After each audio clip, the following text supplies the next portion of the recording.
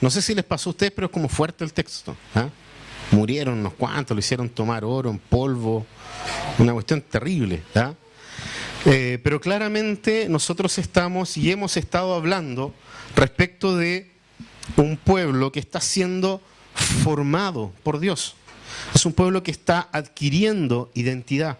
Es un pueblo que, de ser un pueblo totalmente bárbaro, que estaba sirviendo a un imperio sin capacidad de tener iniciativa, apocado por el imperio que estaba sobre ellos, de este lugar Dios toma a este pueblo y comienza a forjar en ellos una identidad.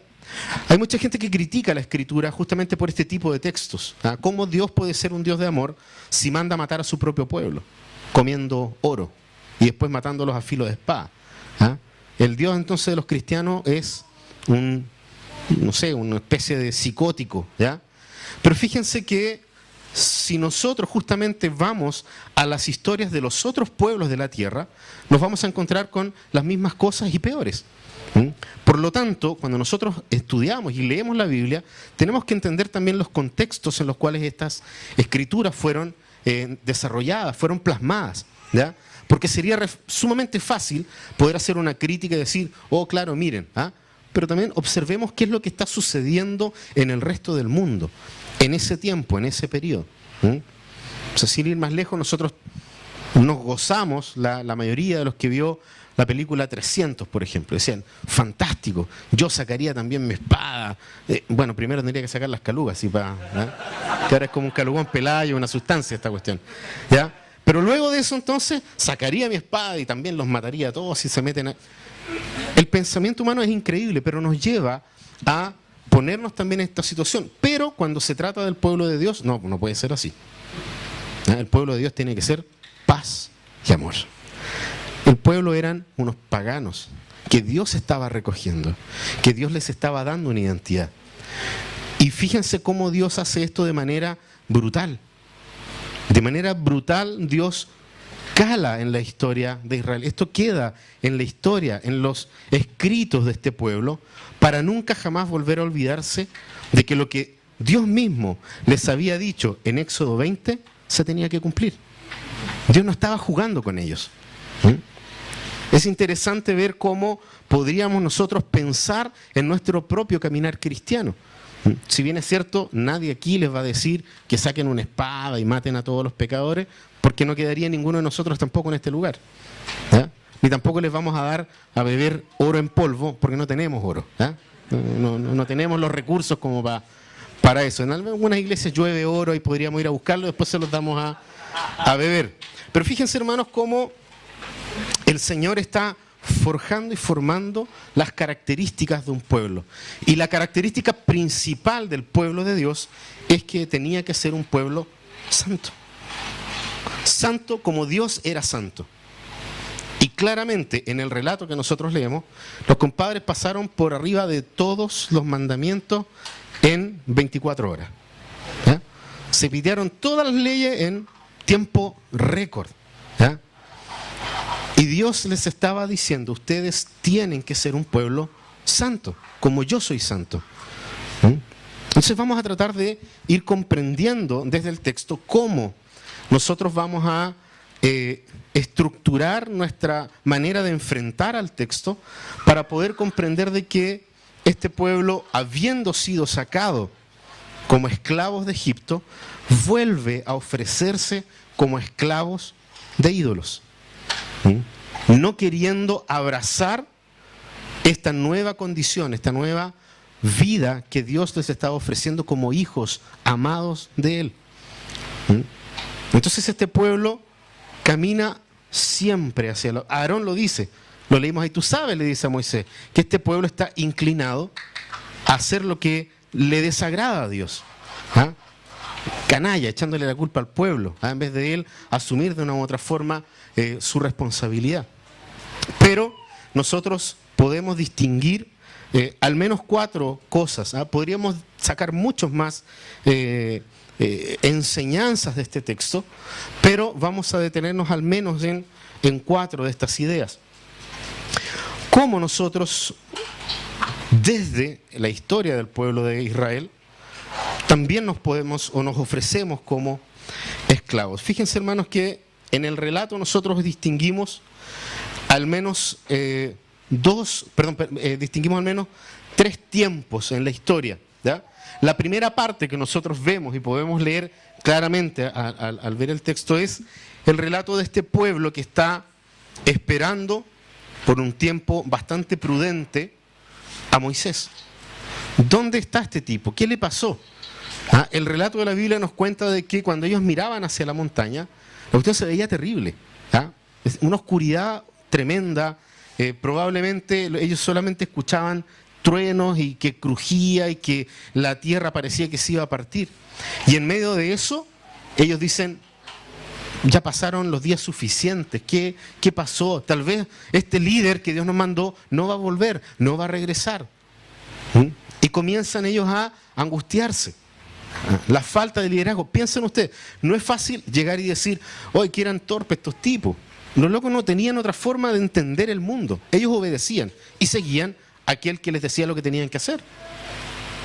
Entonces, ellos llevan ya un tiempo caminando por el desierto, pero eso no significa de que ya ellos están completamente liberados de esta forma de pensar.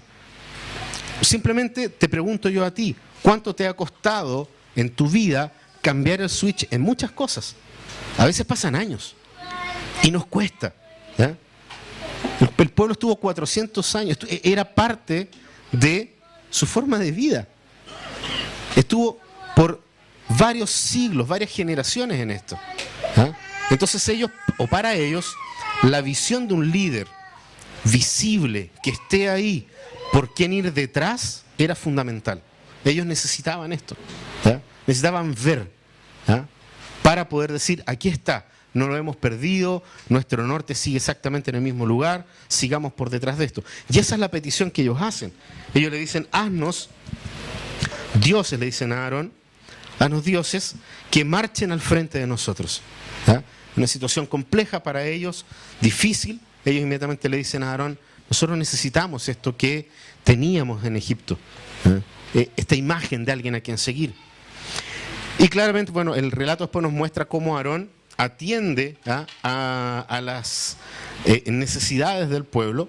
A veces me da la impresión de que a Aarón, de una u otra forma, por la forma de ser que él era, por lo que nos cuenta el relato bíblico de cómo era Aarón, era como la oportunidad para ser, digamos, la estrella del momento, ¿ya? Era la oportunidad para reivindicarse de tal vez todas las cosas que mucha gente miraba a Aarón con un ojo crítico. Era momento para él decir, ahora la hago de oro, literalmente, ¿eh? La voy a hacer de oro. Voy a dar lo que el pueblo está pidiendo y con eso ellos van a estar tranquilos conmigo. Lo que, haciendo una lectura tal vez un poco más amplia del texto, podríamos llegar a decir que Aarón también estaba con temor, porque no sabía qué es lo que estaba sucediendo. Entonces dice, chuta, yo soy el segundo a cargo. Si la gente viene a pedirme esto, probablemente vamos a tener que pasar por un periodo de transición para poder que el pueblo vea que yo, si soy el segundo en sucesión, ellos también puedan seguirme a mí. De alguna manera Dios me hablará. Trato de ponerme en el lugar de Aarón para no llegar a decir, el loco era un infame que simplemente se olvidó de todo y actuó conforme a su corazón. Sí lo hizo. Pero creo que hay motivaciones por detrás del corazón de Aarón, que tampoco las podemos simplemente llegar y criticar desde nuestra postura fácil hoy que conocemos toda la historia. Había que estar en el momento y haberse puesto en las sandalias de, ahora sí la dije bien, no en los pantalones, en las sandalias de Aarón para ver qué es lo que nosotros también hubiésemos hecho. Y es interesante cómo, frente a esto, vemos más adelante en el relato, Dios le dice entonces a Moisés, tienes que volver porque está quedando la escoba, ¿ya? O sea, la canción Está la escoba sonaba con los parlantes a todo chancho en ese momento porque de verdad estaba quedando la escoba con el pueblo de Dios.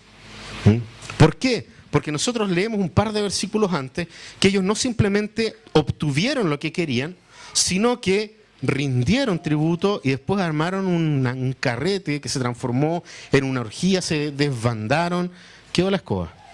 Por eso les digo, el pueblo de Israel en un par de horas violó toda la ley que Dios les había dado. Y Dios en esta relación de esta conversación, en este tiempo que él estaba con Moisés, en algún momento interrumpe esto y le dice, vas a tener que descender porque está quedando la escoba en el pueblo. Y Dios le dice a él, voy a tener que matar a estos tipos porque están haciendo lo contrario a lo que yo les dije. Ahí Moisés entonces va y le dice, Señor, él hace una especie de intercesión y le dice, Dios, ¿cómo vas a hacer esto? No puede ser. Fuiste tú el que nos sacaste. El pueblo sí, ha cometido pecado, pero Señor, ¿dónde están las promesas que tú hiciste? Y comienza en un diálogo muy interesante con Dios que lo vamos a ver después, con más detalle, hasta que finalmente Dios le dice, ok, desciende entonces, anda para allá, no voy a hacer lo que iba a hacer, pero tú anda a poner un poco de orden en esta cuestión. Lo invita, lo hace parte de su trabajo, llega hasta allá. Nosotros vemos de que es interesante porque Moisés primero le pide a Dios que no los mate y después él mismo los manda a matar. Él mismo les da el oro molido para que se lo tomen. O sea, yo no sé mucho de qué es lo que podría pasar si alguien toma oro, pero no me imagino que, o sea, una diarrea mínimo, mínimo. Y en el desierto eso es mortal. Sea como sea, te vaya a morir igual. Es un metal terrible, no te lo puedes... No sé, hay por ahí chocolates con oro, cuestiones medio raras. En Dubái probablemente toman agua con oro, pero es en Dubái, aquí estamos en el desierto con Israel. El punto es que Moisés ejerce la voluntad de Dios de igual manera. El pueblo no queda sin recibir un castigo. ¿Por qué? Ojo, no por simplemente un castigo por decir, ustedes son aquí o son ahí. Se tenía que cumplir la ley de Dios.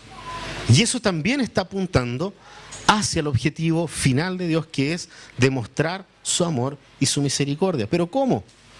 ¿Cómo alguien puede mostrar amor y misericordia mandando a matar a otro? ¿No les parece un poco raro, medio extraño esta cuestión? A mí por lo menos sí me parece extraño. Y es por eso que al meterme en el texto busco y hasta que logro encontrar justamente estos aspectos que Dios está queriendo revelar para poder mantener al pueblo como Él quería, un pueblo santo. ¿Para qué? Para que todas las demás naciones conozcan quién era este Dios. Y es curioso, los que estaban ahí, no todos se salvaron. ¿Por qué? Porque fueron idólatras y no se arrepintieron de lo que habían hecho. Entonces, vamos a ir viendo estos detalles. Cómo entonces, después en la historia nosotros vemos que Moisés finalmente busca volver delante de la presencia de Dios a interceder nuevamente por el pueblo, y Dios entonces le responde que a pesar de aquello, Él en algún momento iba a tener que castigarlos igual. La Biblia dice que llegó una peste a Israel, la cual tiene que haber acabado con algunos otros más. Pero el tema era poder quitar de en medio de ellos la idolatría.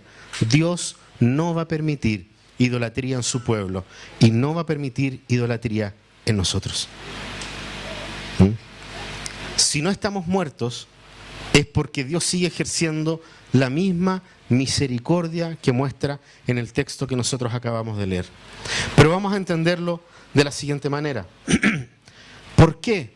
Primera cosa, y lo dejé en modo de pregunta. Conversaba con Jonathan el otro día y me hizo algunas indicaciones bastante interesantes, Jonathan, por favor, respecto del tema, y me gustó que quedara en forma de pregunta. ¿Por qué motivo, si nosotros traspasamos la historia de el pueblo de Israel a nosotros hoy, nosotros somos igual de idólatras que el pueblo de Israel?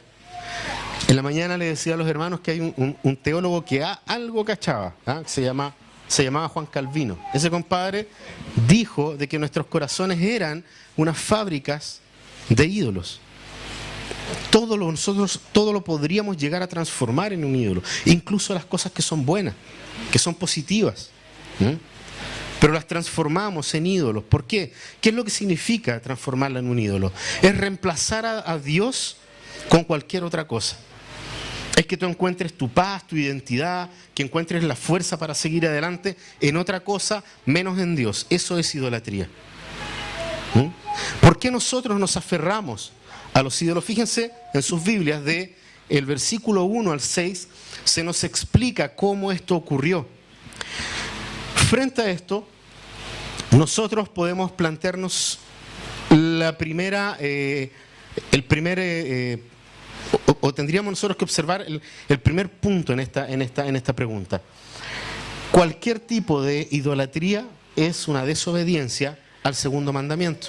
¿Se acuerdan cuando vimos la serie de los 10 mandamientos? A ver, vamos a preguntar, ¿cuál es el primero?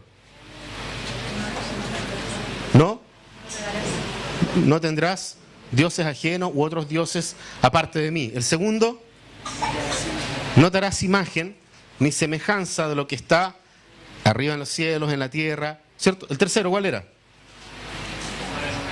No tomarás el nombre de Jehová tu Dios en vano. El cuarto,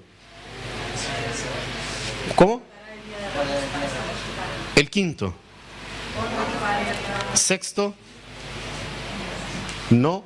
Bien. Séptimo, no. El séptimo, no. Cometerás adulterio. El octavo, no tomarás, no. El octavo, ¿cuál es? No robarás. El noveno. ¿Alguien se acuerda del noveno? Vamos a tener que repasar los 10 mandamientos, parece. ¿Ah? ¿Íbamos bien? ¿Ya? ¿Y el décimo? No codiciarás a la mujer, ni la casa, ni nada de tu prójimo. ¿Sí? Tarea para la casa, los 10 mandamientos. Éxodo 20, márquenlo al tiro, porque la próxima semana no van a poder entrar. Ahí en la entrada vamos a tener gente, unos matones. Ahí está ya uno de ellos, lo pueden ver. Ojo, es importante que estemos recordando constantemente esto, porque esta historia del Éxodo está basada en cómo el pueblo también desobedeció a la voz de Dios, ¿ok? Desobediencia al segundo mandamiento. ¿Qué fue lo que hicieron ellos? Un becerro. Se hicieron imagen de lo creado. Y es más, le atribuyeron a esto la imagen de Dios. Aarón dijo, entonces mañana vamos a celebrar un culto en alabanza, vamos a adorar a este Dios que nos sacó de Egipto. Y era un becerro. Claro, nosotros es fácil decir, el pueblo terriblemente idólatra. Ojo, ¿por qué nosotros nos aferramos a ídolos? El ídolo que está en tu corazón, el que está reemplazando a Dios en tu caminar, aquella cosa que te está dando satisfacción y que no es Dios, aquella cosa que está ahí dirigiendo tu vida y que no es Dios. Piénsalo tú personalmente. Esto es algo entre tú y el Señor, pero que tiene que salir a la luz. Si realmente quieres avanzar en este caminar, en esta vida, si quieres realmente llegar a entender y a conocer la relación que podemos tener con Dios. Nosotros tenemos y nos fabricamos ídolos. ¿Por qué? Porque pasamos también por la inseguridad y el miedo y el temor del futuro, de no saber qué es lo que está pasando en nuestras vidas. Fíjense ustedes que la imagen que tiene el pueblo es una imagen de caos. Pero en medio del caos, Dios se está moviendo. Y fácilmente nosotros caemos en el mismo juego del pueblo de Israel. Frente al caos, reaccionamos levantando ídolos para poder descansar, para poder obtener paz. Ponle a ese ídolo el nombre que quieras. Es fácil, lo hemos dicho en esta serie de predicaciones, es fácil derivarse a las drogas, al alcohol, para decir ahí hay un sustituto que nos trae paz. Pero ojo que también hay cosas que aparentan ser buenas y que probablemente lo son, porque Dios incluso nos las dejó. Lo hemos dicho, a veces nuestra familia se torna en un ídolo, porque encontramos paz, tranquilidad en ello. Pero Dios nos dice, no te hagas imagen de nada creado. No pongas tu confianza en ninguna otra cosa. Porque yo soy Jehová, yo soy Dios. Y no voy a competir y no voy a permitir que tu corazón compita con nadie. Te quiero para mí, porque yo te amo profundamente. Lo segundo que nosotros podríamos ver acá es el tema de la idolatría humana, que es algo que está asociado a lo que hemos venido reflexionando, pero que, préstame porfa la Biblia, solamente para hacer un recordatorio, pueden abrir ahí ustedes también en Romanos, capítulo 1. Parece que vamos a necesitar la mesita de la que hablaba Nicolás. Romanos capítulo 1, versículos 21 al 23. Fíjense, dice, a pesar de haber conocido a Dios, no lo glorificaron como a Dios ni le dieron gracias, sino que se extraviaron en sus inútiles razonamientos y se les oscureció su insensato corazón. Aunque afirmaban ser sabios, se volvieron necios y cambiaron la gloria del Dios inmortal por imágenes que eran réplicas del hombre mortal, de las aves, de los cuadrúpedos y de los reptiles. Fíjense que nos es fácil a nosotros, por favor, ahí está, gracias. Nos es fácil a nosotros criticar a aquellos que tienen imágenes visibles de estas cosas. ¿Ah? Y nosotros decimos, oh, la gente en India se muere de hambre teniendo tanta vaca suelta por ahí. Y decimos, qué torpe esa religión. Se hace ídolos. ¿Mm? Qué absurdo ir a un 8 de diciembre de rodillas hasta un santuario donde hay un mono de yeso. Qué torpe. Pero ¿saben qué? La idolatría humana, nuestro corazón, siempre está buscando reemplazar a Dios. Desde la caída, busca reemplazar a Dios. Entonces nosotros tenemos que ser conscientes también de esto. ¿Por qué nos aferramos a ídolos? ¿Por qué queremos volver a ser esclavos? Y otra cosa que vemos en el texto y que nosotros también la hacemos es que asignamos situaciones autogeneradas a Dios. ¿Ah? La típica, mira, si funciona, será de Dios, po. ¿Ah? Si se abren las puertas, ¿quién las cerrará? Cuidado, cuidado. ¿Qué fue lo que dijo Aarón? Metimos y salió, lo que salió fue eso. ¿Ah? ¿Será de Dios, po? ¿No es la actitud de Aarón frente a esta situación? Eso fue lo que salió. Entonces, si es de Dios, demos gloria a Dios por lo que salió, pues. Entonces adoremos al becerro. ¿Te das cuenta cómo podemos también caer en esto? No es fácil. No es fácil. Pero por eso estamos acá. Para entender, comprender. Segunda pregunta, vamos a avanzar un poco más rápido. Nico, me hace señas el Nico porque la tarjeta que tenemos para grabar es cortísima. ¿Cuánto tiempo? Ya, ok, perfecto, gracias. Si somos idólatras, si somos pecadores, ¿ya? Pecadores como somos, que no tenemos las tarjetas necesarias para poder grabar las predicaciones, ¿ya? Si somos tan pecadores en todos los aspectos de nuestra vida, ¿por qué entonces Dios no nos destruye? Como destruyó a parte del pueblo de Israel. ¿Te has puesto a pensar en eso? ¿Por qué Dios no te destruye? ¿Eh? ¿Cuál fue el último pecado que cometiste antes de llegar acá? Es más, ¿cuál fue el que hiciste aquí? ¿Eh? ¿Y por qué Dios no te destruye? ¿Por qué Dios no me destruye? ¿Qué es lo que sucede?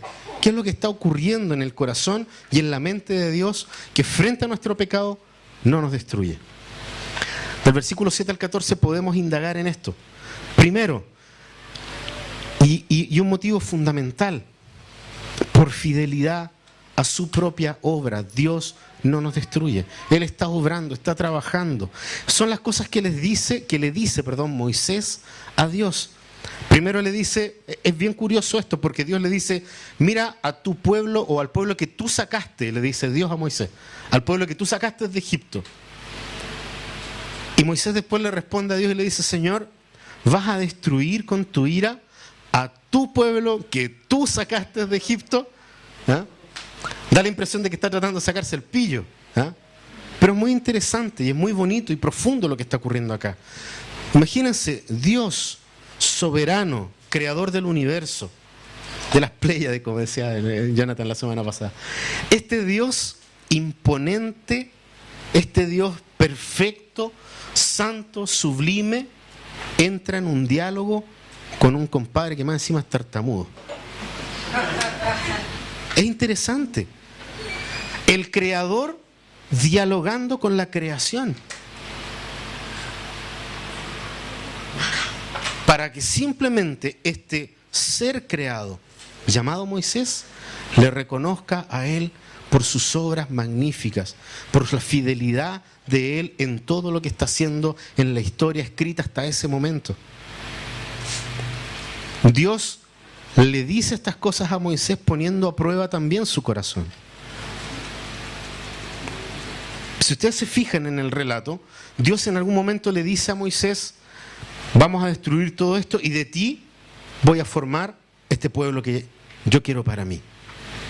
Entonces se la estaban dando en bandeja a Moisés. Moisés podría haber dicho, yo, bacán, mi descendencia, ¿ah? No se van a llamar ya Israel, se van a llamar Moisés, ¿ya? Ese va a ser el pueblo. Pero Moisés percibe, sabe, conoce, y lo más importante de todo, está tranquilo. Su corazón ha logrado llegar a un estado de madurez en el conocimiento de Dios, que es incapaz de siquiera pensar en que Dios cambie sus planes por causa de él, sino que Dios le dice, Dios, tú eres fiel a tu obra, continúa adelante, Señor. No se trata de mí, se trata de ti. Segunda cosa, por fidelidad a la gloria de su nombre. Si Dios no nos destruye hoy día, es por fidelidad a la gloria de su nombre. Dios quiere glorificarse a través de ti y a pesar de ti. A través de mí y a pesar de mí. Dios quiere que su nombre sea glorificado. Y eso es lo que dice, porque la pregunta de Moisés es, ¿lo sacaste para que los egipcios se rían de tu pueblo? ¿Se rían de la obra que tú estás haciendo? No, Señor, no permitas que eso ocurra. Sino que, Señor, siga adelante con tu plan. Por favor, no nos destruyas por la fidelidad a la gloria de tu nombre. Y tercero, en este punto, por fidelidad a su pacto eterno. Inmediatamente Moisés le dice, Señor, acuérdate de Abraham, acuérdate de Isaac, acuérdate de Jacob. Señor, tú eres un Dios de pacto. Me salió como pastor centroamericano. Tú eres un Dios de pacto, Señor. Y tú no vas a cambiar tu pacto con tu pueblo. Fíjense en cómo Dios invita a Moisés a darle la gloria a él a través de cuestionamientos de Moisés hacia Dios. Entonces aparece en el libro, en la Biblia, aparece que Dios cambió de parecer conforme a lo que había pensado. Dios no cambió de parecer en nada. Es una forma de humanizar el texto a Dios para que podamos nosotros entender de que Dios no siguió adelante en su plan. ¿Por qué? Porque hay un plan sobre el cual Dios sustentó todo lo que había dicho, lo que había hecho y lo que iba a hacer. De este pueblo iba a venir el Redentor. Dios no podía pasar por alto lo que Él ya había hecho, lo que Él ya había pactado con el pueblo de Israel. ¿Se acuerdan de aquella predicación donde hablamos de que se partieron los animales, dejaron de un lado a otro? ¿Fue solamente Dios, la presencia de Dios, la que firmó este pacto? Acá está. Moisés está sumamente claro de eso. Y simplemente le está recordando a Dios, Dios, tú eres fiel a tu pacto. Y tú no vas a acabar, no vas a destruir por amor a tu gloria, a tu propia gloria. Porque tú amas tu gloria, Señor. Y nos estás invitando a nosotros en esto. ¿Por qué entonces, lo que vemos más adelante, Dios sí nos disciplina? Por una parte sería sumamente fácil el poder decir, ok, Dios nos perdona por amor a su gloria, a su pacto, por amor a su obra que Él ya ha hecho, ¿ah? Y entonces Dios no nos va a castigar, aquí borrón y cuenta nueva. Nosotros sabemos que no. Sabemos que Dios es santo. Y en su santidad, Él sigue exigiendo de nosotros santidad. Sin santidad no podremos ver a Dios. Entonces nuevamente nosotros podríamos pensar y decir, la barra de nuevo queda acá. ¿Quién de ustedes es santo? Ninguno. Y el parámetro de santidad de Dios sigue siendo el mismo. Dios no ha cambiado. Si no, entonces no es Dios. Y entonces adoremos los becerros de oro. Dios es Dios. Y Él es santo. Y por eso disciplina. Vuelvo a lo que dije al comienzo. Hay un pueblo que no tiene identidad. Hay un pueblo que no sabe lo que es batallar y guerrear. pero fueron formándose su carácter. Y tú y yo sabemos que para que nuestro carácter sea formado, las dificultades y los momentos más tristes y dolorosos de nuestras vidas son parte de eso. Mucha gente dice, mira, otro dice, este es un tipo sin carácter. Probablemente sí, probablemente no ha sufrido en la vida. Pero cuando tú ves a una persona con entereza, con carácter, pregúntale cuánto ha sufrido en la vida. Cuánto ha sido, comillas, disciplinado en la vida. Ahí tú tienes un hombre, ahí tú tienes una mujer con carácter. Dios es santo y disciplina a aquel que Él ama. Y lo demuestra acá, de una forma brutal, sí, porque Él es justo. Y su justicia no puede pasar por alto el pecado. Tiene que pagar aquel que cometió pecado. ¿No se te hacen conocidas estas palabras cuando hemos hablado del Evangelio de Jesucristo? ¿A qué vino Cristo? A morir. ¿Por qué? Por mis pecados. ¿Y por qué? Porque Dios es justo y no puede permitir que alguien llegue a ser salvo sin pagar el precio. Entonces todos tendríamos que morir. Así es, tú y yo también deberíamos morir. Pero Cristo vino a reemplazarte a ti y a mí delante de Dios para que no muramos, como murió el pueblo de Israel por idólatra en este relato. ¿Y por qué nos disciplina Dios? Porque Él es misericordioso. Nosotros tenemos dos hijos, Sofía y Nicanor. Nicanor tiene su pequeño carácter. Hay cosas que simplemente no le gustan. Y evidencia su enojo y su molestia a través de el llanto. ¿Sí? Sofía, por su parte, también tiene su genio. Ahí, como la ven ustedes, tiene su genio. Los que la conocen un poco más saben cómo Sofía también es. Y en este momento Sofía tiene 8 años y está comenzando con estos gallitos con el papá y con la mamá. Haz tal cosa. ¿Y por qué? Porque, no sé, por ejemplo, tienes que lavarte el pelo. ¿Y por qué? Porque está sucio. Sí, pero está bien, no me lo quiero lavar. No, es que te lo vas a lavar. Es que no quiero. Es que no te estoy preguntando si quieres o no. Te vas a lavar el pelo. Mucha mi parte enojada. ¿Ya? Actitudes que todos nosotros hemos hecho más de alguna oportunidad en nuestras vidas. Y frente a eso, uno tiene que actuar como papá y uno tiene que demostrarle a su hijo de que uno está haciendo estas cosas por su bien, por un bien superior, por un bien mayor, algo que tal vez todavía no están viendo, que ni siquiera lo entienden hoy día, lo van a entender más adelante. ¿O acaso a ustedes no les ha pasado cuando de repente se sienten y dicen, por eso mi viejo me decía esta cuestión? Qué gran herramienta que era la correa. Tremenda herramienta. Gracias a un par de correazos, compadre, probablemente no eres un delincuente. En Brasil, el año 2010, se promulgó una ley en donde ningún padre podía tocar a su hijo.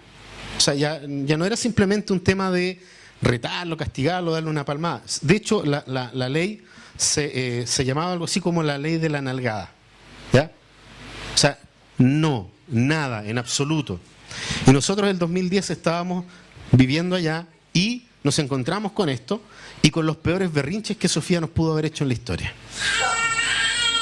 El tema era que si tú le dabas una nalgada, las nalgadas te iban a llegar a ti después en algún puesto de policía.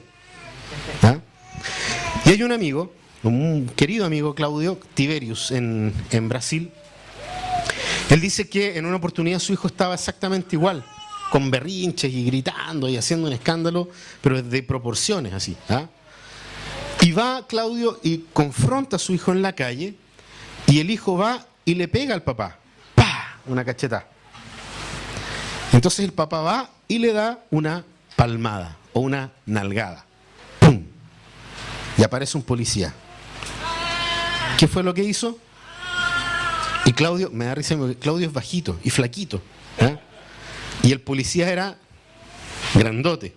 Dice Claudio que lo queda mirando así Un tremendo compadre. Le dice, ¿qué fue lo que le hizo al niño? Le pegué. ¿Y usted sabe que eso no se puede hacer? No es que no se pueda, le dijo él. Tal vez no se debe por ley. Pero ¿sabes qué? Le dijo, si le puse un palmazo, hoy día yo a mi hijo, es para que tú no tengas que agarrar los palos en 5 o en 10 años más. Corrección. Por amor. En el caso de Dios, por misericordia a nosotros. Por eso Dios nos disciplina. ¿Cuesta? Sí. ¿Duele? Sí. ¿Hablas incluso en contra de Dios? Sí. ¿O acaso no hablaste nunca en contra de tus papás cuando te disciplinaron? Es difícil, pero Dios lo hace por misericordia para nosotros. Él ve la miseria de nuestro corazón y quiere que ese corazón cambie. Por eso Dios nos disciplina. Y por último, para terminar, ¿cómo podemos ser libres de todo esto? ¿De qué manera nosotros podemos liberarnos de esta carga, de este peso que es el vivir vidas idólatras que escapan de lo que Dios quiere y que queremos transformarnos de nuevo en esclavos a pesar de que Dios nos sacó de la esclavitud? ¿Cómo podemos ser libres de esto? Del versículo 30 al 35 podemos nosotros revisar después y ver cómo está escrito en el relato. Primero, no existe otra manera. Tú y yo necesitamos un sustituto para esto. No vamos a jamás dar el ancho en esto, en esta relación con Dios, con su santidad. No vas a poder, no voy a poder, no vamos a lograrlo por más que nos esforcemos, por más cosas buenas que hagamos, no lo vamos a lograr hacer. Necesitamos a alguien que lo haga por nosotros. Y es muy interesante esto, ¿por qué? Una vez lo dije también acá, la ley a la gente le molesta. Dios es un compadre que lo único que ha hecho es fastidiarnos toda la vida. Colocó una serie de leyes y se cree un gran señor ahí sentado en su trono. Nos molesta la ley. Nos molesta que nos digan lo que tenemos que hacer. Es más, cuando alguien viene y te da incluso un consejo, oye, podrías hacer, ¿y quién se cree este otro para venir y me decir lo que tengo que hacer? Es parte de nuestra naturaleza. No nos agrada que nos digan lo que tenemos que hacer. Pero cuando tenemos un sustituto, reaccionamos de otra forma. Y decimos, ¿y por qué alguien tuvo que hacerlo por mí? Y quedamos parados en el mismo lugar. Pero de que lo necesitamos, lo necesitamos. Porque no vas a lograr calzar en la santidad y en la perfección de Dios. Fíjense que Moisés dice, voy a subir a conversar con Dios. Voy a ir a hablar con Él a ver si logro que Él no derrame su ira sobre nosotros. Un sustituto. Segundo, ¿cómo podemos ser libres de esta esclavitud en la cual nos hemos metido nuevamente? Reconociendo nuestro pecado. Es lo primero que hace Moisés al llegar allá. Qué gran pecado que este pueblo cometió. Qué gran pecado, Señor. Y tercero, aceptando su corrección. Dios dice al final, voy a tener que castigarlos igual. Esto no puede quedar así. Y la Biblia dice que entonces fue por eso, dice, fue por causa del becerro que vino una peste sobre Israel. Pero es algo asumido después de este relato en el cual Moisés vuelve a ser un intercesor entre Dios y el pueblo. Todas estas cosas que están acá, nosotros las podemos ver en Cristo. Porque Moisés en este punto está haciendo una prefiguración de Cristo. Está haciendo un adelanto de la obra de Cristo, de la obra perfecta de Cristo. ¿Y por qué esta no fue perfecta? Porque cayó igual un peso, un castigo sobre el pueblo. Llegó una peste. Pero la Biblia a nosotros nos dice que en Cristo no hay condenación. Para los que están en Cristo no hay condenación. Tus pecados fueron perdonados. El que está en Cristo es nueva criatura. Las cosas viejas pasaron y todas son hechas nuevas. Solamente en el sustituto perfecto que hizo una obra perfecta en la cruz que se llama Jesucristo. Yo sé que puedes estar pasando por tremendas dificultades en tu vida hoy. Conversaba en la mañana con una hermana de la iglesia, de la novena iglesia, pasando por un periodo de su vida muy complicado, muy difícil. Y conversando un poquitito sobre esto, Ella me dice, ¿es tan difícil, Jano? Y yo le dije, sí lo es. No voy a poder decirte que no. Es complejo, es difícil. Pero nuestras propias decisiones humanas, fallidas, nos llevan justamente a encontrarnos entrampados una y otra vez con el fruto de nuestro pecado. Y que es algo que no nos vamos a poder sacar de encima. Y eso no significa que la obra de Cristo sea perfecta. Porque a pesar de que nos vemos entrampados en los resultados de nuestras vidas pecaminosas, no hay condenación para ti. Por eso Dios se ofrece Él como un siervo. Hay en el Nuevo Testamento una relación muy interesante entre la palabra esclavo y siervo. Muy interesante. Dios mismo, el Hijo de Dios, Cristo, se ofrece como un siervo para poder venir a cumplir con lo que era necesario, ser cumplido para que tú y yo no tengamos el peso de la ira de Dios sobre nuestras vidas. La ira de Dios completa recayó en la cruz de Cristo. Recayó sobre Jesucristo. Recayó sobre Él para que tú y yo, como veíamos al principio, no seamos destruidos. Porque el que fue destruido fue Cristo. El que fue molido fue Cristo. El que murió, el que fue separado de la presencia de Dios fue Cristo. Porque Cristo se ofreció como sustituto. Porque Cristo se ofreció para saldar la deuda que había entre nosotros, entre nuestro pecado, nuestra maldad, nuestra independencia de Dios. La pagó Cristo en la cruz. Yo te invito a que puedas abrazar esa cruz, ese mensaje. Eres salvo por gracia. Y no solamente salvo, sino que perdonado. Total y absolutamente perdonado por gracia.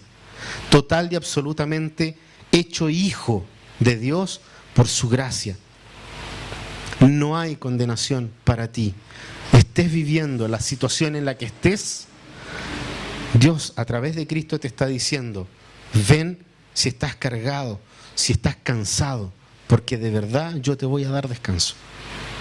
Deja de ser esclavo y ven acá para que seas hijo. Y en esa relación de hijo, entonces sirvas a tu Señor. Esa es la invitación que Dios nos hace. A un caminar dejando de ser esclavos por la sustitución de Jesucristo en la cruz.